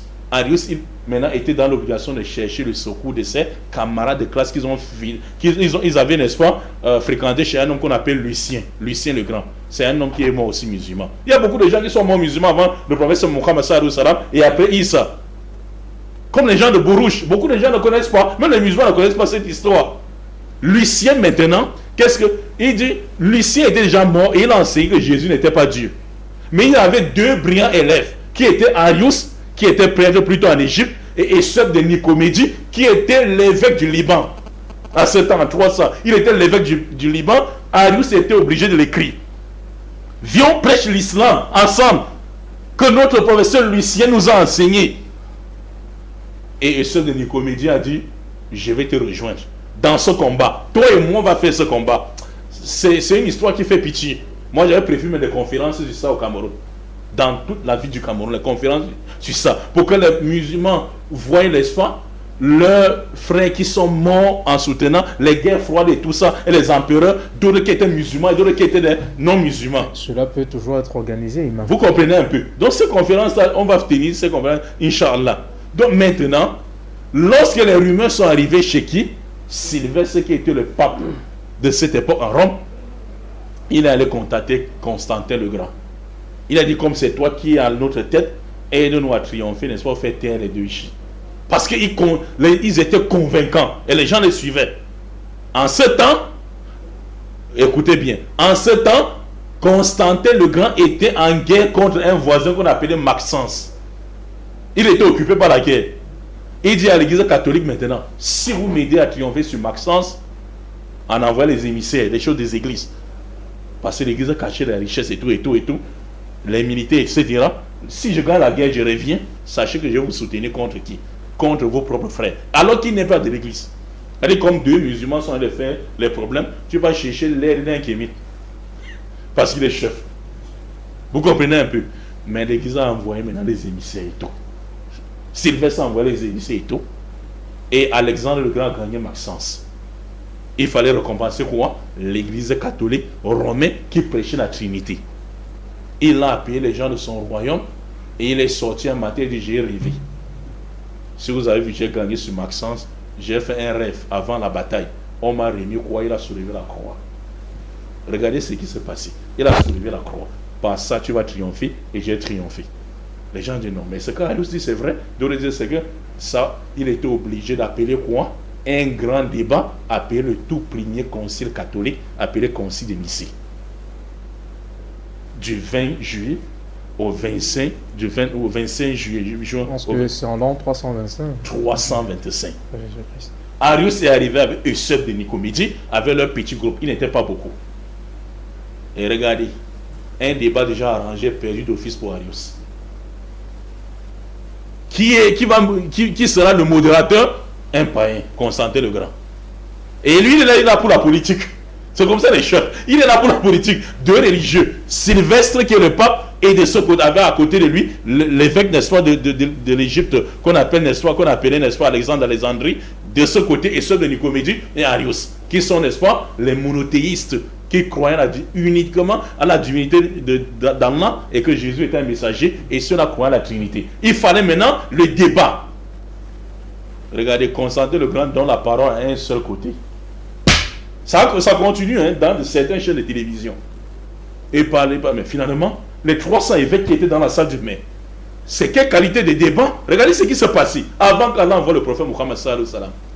Les 300 évêques disent, mais comment se fait-il qu'il y a un débat? Vous ne donnez que la parole à un côté. Il était obligé de donner la parole à Arius. Quand Arius s'est levé, Arius a évalué tous ses adversaires avec les arguments. Les mêmes arguments, Jean chapitre 20, verset 17, qu'on donne ici, pour montrer que Jésus n'est pas Dieu. Les gens ont commencé à applaudir dans la salle. Et l'Église catholique voit qu'il va perdre avec qui? Avec Constantin le Grand, qui l'a pourtant aidé. Il fallait faire quelque chose. Constantin le Grand s'est levé. Il a coupé Arius. Il a dit le débat est fini. Voici la clause. Jésus est Dieu, Fils de Dieu, engendré, non créé. Il est mort sur nous. Il dit c'est la clause, n'est-ce pas, du glisser. Celui qui ne croit pas sera égorgé. Ils ont attrapé les adeptes d'Arius. Ils ont tué, brûlé leurs livres, brûlé, n'est-ce pas, leur temple, et les faire aller dans les coins reculés des îles. Pour qu'on n'entende même plus leur enseignement. Lorsqu'ils sont partis, il a dit à l'église catholique romaine, j'ai rempli pour moi des deals. Regardez la politique, j'ai rempli mon deal. Que vous m'avez aidé pour la guerre contre qui? Maxence. En ce temps, mes chers frères, la mère, il y a un nom que les catholiques donnent, n'est-ce pas, à cette femme-là, Anne. La Sainte Anne. Vous entendez toujours les catholiques disent Sainte Anne. Que cette femme, la miséricorde d'Allah soit sur elle. Elle est morte musulmane. C'était la mère de Constantin. Elle est sortie pour dire, mon fils, tu sais très bien que c'est débat. C'est celui-là qui a gagné. Si vraiment tu cherches la vérité. En ce temps, Constantin le Grand, maintenant, il a commencé, n'est-ce pas, à regretter. Regretter ce qu'il avait fait. Il a invité maintenant Arius, invité Eusebius de Nicomédie, pour dire, venez en Rome vraiment exposer votre croyance. Cette fois-ci, sans débat. Quand ils sont arrivés, il a fait décorer la ville pour les deux. Et lors des festins, ils ont donné le poison à qui? À Arius. Il a senti mal au ventre. Et il est tombé. Et ils avaient oublié qui? Eusebius de Nicomédie. Qu'il a dit, il a fui rentrer au Liban là où il était. Il a dit, je vais continuer, c'est du monothéisme. Vous voyez que Constantin le Grand est mort chez Eusebius de Nicomédie. C'est pour ça qu'on dit qu'il est mort musulman. Il est allé là-bas. Et il a cru à ça. Il est mort là-bas, chez Eusèbe de Nicomédie. Qui était qui? Le camarade de Arius. Et voilà maintenant, il y avait tantôt les rois qui étaient du côté, on appelle l'arianisme. Et tantôt il y avait les rois qui étaient, n'est-ce pas, trinitaires. Les rois unitaires, trinitaires. Les rois unitaires, Constantin le Grand envoie son fils, il est unitaire. Son fils meurt, son pas de fils vient, il est trinitaire. Il fait rentrer encore les gens dans le polythéisme, d'autres viennent jusqu'à c'est le plus mauvais, qui s'appelle Théodose le Grand, qui a imposé même que celui qui se déclare même unitaire, on le tue. Jusqu'à envoyer les gens dans la péninsule arabique qu'on appelle Yémen. Pour dire c'est lui qui ne doit pas se soumettre et accepter que Jésus est Dieu, Fils de Dieu. On les brûle vifs. Ils ont allumé même un feu. On a demandé aux gens de tomber là. Là, a raconté cette histoire quand le prophète Mohammed sallallahu alayhi wa sallam était venu dans Surat Bourouj. On va faire la conférence, Inch'Allah, dans toute la ville du Cameroun pour qu'on comprenne qui était Arius. Et le mal, vraiment que, excusez-moi le terme, nous sommes dans un pays vraiment catholique, que ces églises nous a vraiment servi, n'est-ce pas, comme plan empoisonné. Vous comprenez? Maintenant, rectificatif. Nous ne sommes pas dans un pays catholique. Nous sommes dans un pays, dans un état laïque. Nous sommes dans un état laïque. Je voulais dire la religion qui est plus. Oui, bon, maintenant, regardez. D'où vient maintenant la Saint Sylvestre? Pourquoi Sylvestre devient saint? Regardez les gaffes qu'il a fait. Mais de oui, il devient saint. Parce qu'il est mort le 31 décembre. Rome a dit maintenant, vous voyez le combat qu'il a mené contre qui? Arius. C'est-à-dire quelqu'un qui a mené le combat contre, n'est-ce pas, le Tawhid. C'est-à-dire un homme du shirk qui a mené le combat contre le Tawhid, il meurt, on dit à cause du combat que tu as fait et gagné sur le Tawhid, on te dédie ce jour-là comme anniversaire. Saint Sylvestre. Wallah, chaque fois que je vois un musulman dire bonne année, il m'étonne. Je le vois un peu. Bon, c'est l'ignorance. Vous comprenez un peu? C'est l'ignorance. Si on ne peut pas dire ignorance, on va dire quoi? C'est parce qu'ils ignorent. Parce que si on mettait ces frères-là assis, on les explique l'origine de ces fêtes-là. L'origine.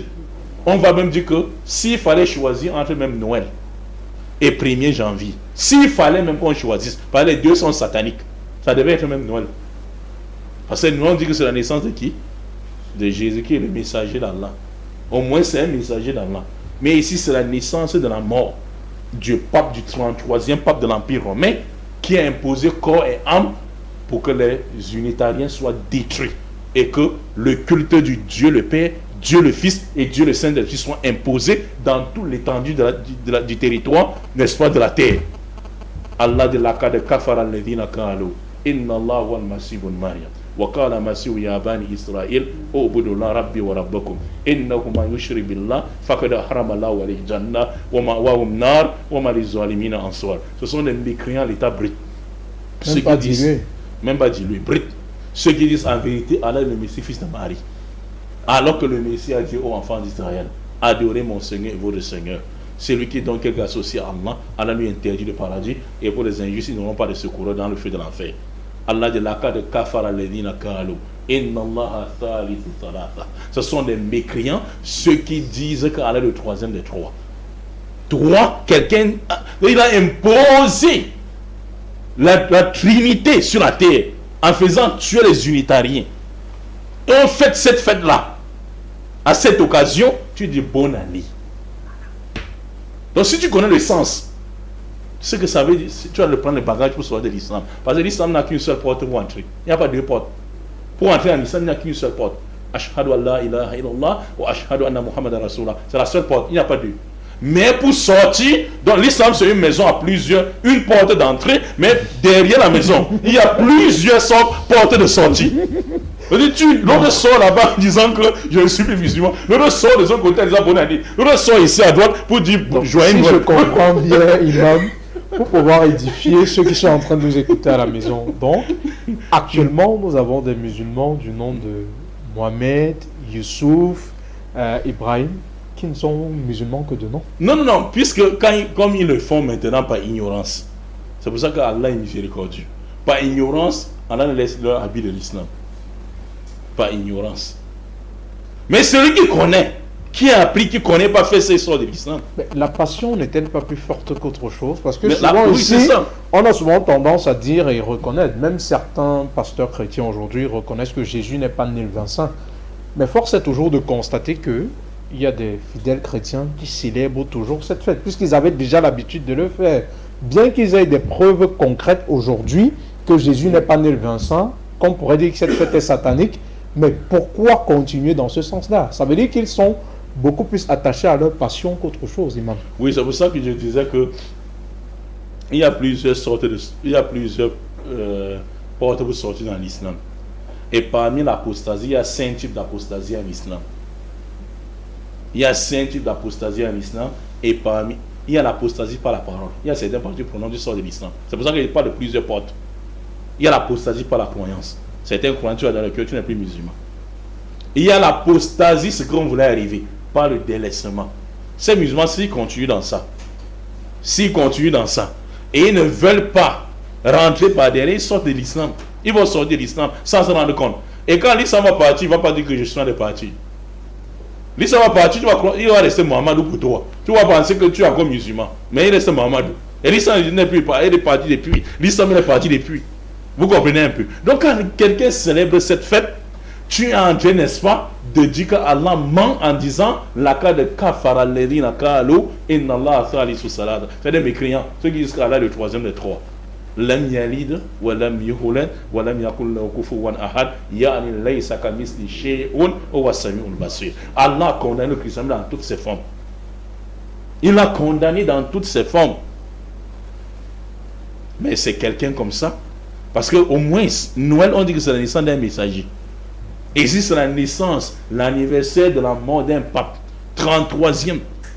Et s'il faut parler même de Sylvestre, c'est un autre pape que sa mère s'appelait. Regarde, ce 33e pape là, même lui Sylvestre, il s'appelait Ruta, sa mère s'appelait Ruta, et ce Ruta même avait eu Sylvestre hors du temple. Je ne vais pas dire les mots ici qui vont choquer peut-être plus d'un catholique. Pourquoi le premier pape n'a pas célébré sa naissance? Pourquoi le deuxième, troisième, quand c'est le 33e? Qu'est-ce qu'il a fait pour mériter ça? Ça veut dire que le travail a été bien fait. Non, le travail a été bien de faire comment? De tuer les unitariens. Et le prophète Mohammed sallallahu alayhi wa sallam dit, Allah a regardé les Arabes et les non-Arabes. Il n'y avait plus d'adorateurs sur la terre. Qui avait tué? Sylvestre.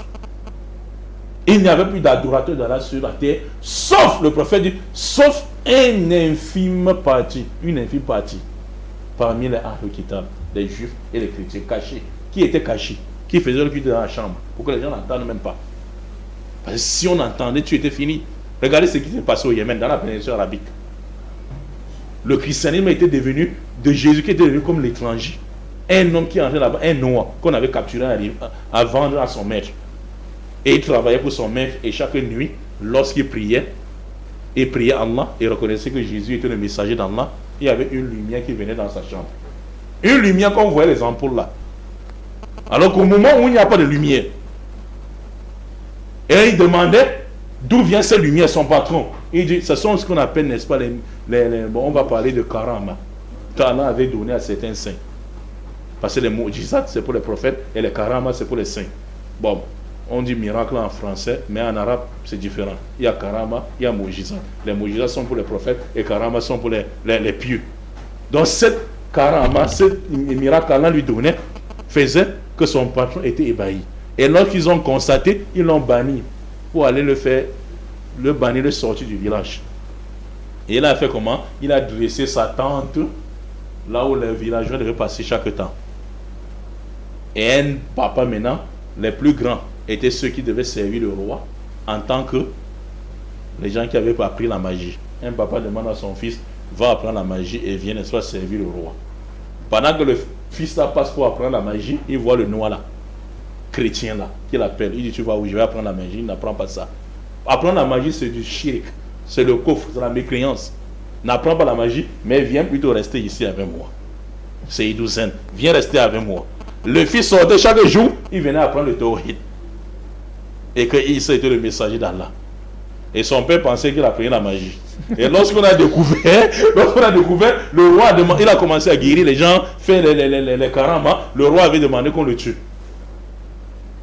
Et il dit au roi, vous pouvez pas me tuer. Allah, regardez les gens qui sont passés avant nous. Le prophète a raconté cette histoire. Il dit, vous pouvez pas me tuer. Il dit, la religion de qui? D'Allah et de Masih, Isa, Ibn Maria. Vous pouvez pas me tuer. Sinon, tuez-moi au nom de mon Seigneur. Qui est qui? Allah. Tuez-moi au nom d'Allah. Sinon, vous n'allez pas me tuer. Le roi dit, on va voir comment tu vas mourir. Amenez la main. On l'a amené à la main, on l'a jeté à l'eau, il est revenu. Précipité sur les montagnes, comme on fait souvent, les Grecs avaient l'habitude de punir. Ils ont jeté là-bas, le petit garçon est revenu.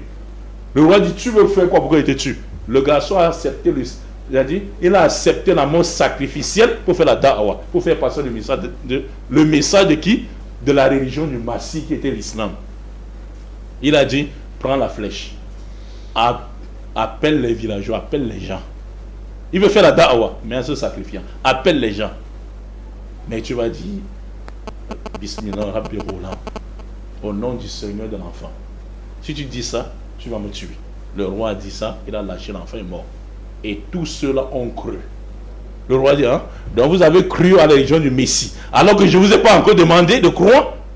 Et il a demandé de les brûler vifs et de les tuer. Pendant qu'on les amenait pour brûler vifs, vous savez, il y a toujours les délinquants. Il y a un qui est sorti, et il a fui, n'est-ce pas, pour aller où? En Éthiopie. Il y avait la religion du Messie. Là où il y avait le Négus, où plus tard le prophète Sallallahu alayhi wa sallam envoyait les disciples. Il a fui pour aller là-bas pour dire, voilà ce qui se passe de l'autre côté, et voilà ce qu'ils nous ont fait. Ils ont fait comment? C'est a délégué un général là-bas pour aller les écraser. C'est lui que vous appelez Abraham. Que plus tard, il va aller chercher, n'est-ce pas, aller détruire le temple, n'est-ce pas, qui est quoi? Qui est la Kaaba. Il y a beaucoup d'histoires comme ça. Ok, merci. Le temps nous étant déjà imparti, forcément, c'était vraiment intéressant ce que vous étiez en train de dire.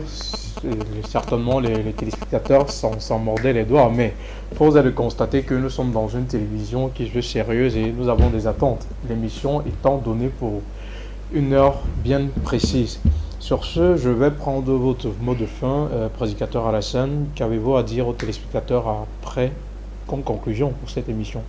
La seule conclusion que les téléspectateurs non musulmans doivent comprendre, que le seul chemin qui doit les conduire dans le paradis, c'est l'islam. En dehors de l'islam, c'est l'enfer. Il est temps pour qu'ils se réveillent. L'islam qui signifie soumission à la volonté d'Allah subhanahu wa ta'ala. Merci. Votre mot de fin aussi. Oui, alhamdulillah, donc je ne dirais pas la grâce d'Allah azawajal. Vous avez compris que Jésus-Christ n'a jamais été envoyé pour l'humanité entière. Il n'a jamais prêché, n'est-ce pas, au non-juif de croire son message, ni les disciples, ni même moi encore Paul. Même si nous avons des points de divergence avec Paul, mais ça c'est l'un des points de convergence avec Paul, que Jésus-Christ n'a jamais été envoyé à l'humanité tout entière. Et le seul messager issu de la postérité d'Abraham, à qui Allah a donné la charge de ramener les êtres humains, tant sur le plan social, économique et politique, c'est bien le prophète Mohammed sallallahu alayhi wa sallam, et que la paix d'Allah soit sur lui. Et nous invitons les autres, n'est-ce pas, à suivre, n'est-ce pas, cette religion, sinon pas encore, n'est-ce pas, cette chance, n'est-ce pas, de le connaître. Ok, merci Imam Mokhtar. Nonobstant tout ce qui a été dit sur ce plateau, il est important de rappeler que la vision du souhait de bonne année, c'est une analyse, comment je vais dire, philosophique pour tant d'autres. Personnellement, je n'ai jamais cru que le fait de souhaiter les meilleurs vœux à quelqu'un pourrait changer quoi que ce soit dans sa vie. C'est une analyse personnelle parce que je me dis que le véritable changement arrive au prix d'un effort personnel. Donc pour moi, tout est concentré au niveau de la valeur intrinsèque de l'individu. Tant que vous ne changez pas votre comportement, vous ne verrez absolument rien.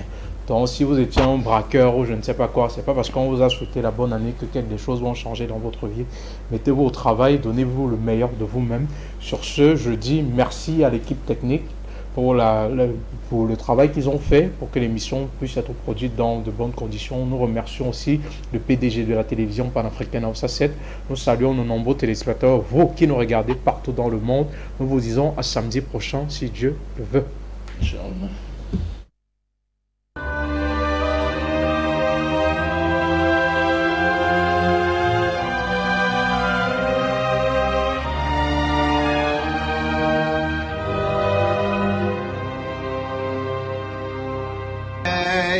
vayera elav Adonai be'elonei mamrei v'hu yoshev pesach ha'oyel kechui mayom vayisa einav vayar v'hinei shloisha anoshim nitzavim alav vayar Ton Savaton, Maria Magdalene, έρχεται πρωί σκοτίας, αιτιούσις εις το μνημείον.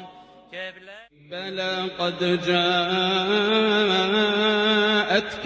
آياتي فكذبت بها بلى قد جاءتك آياتي فكذبت بها واستكبرت وكنت من الكافرين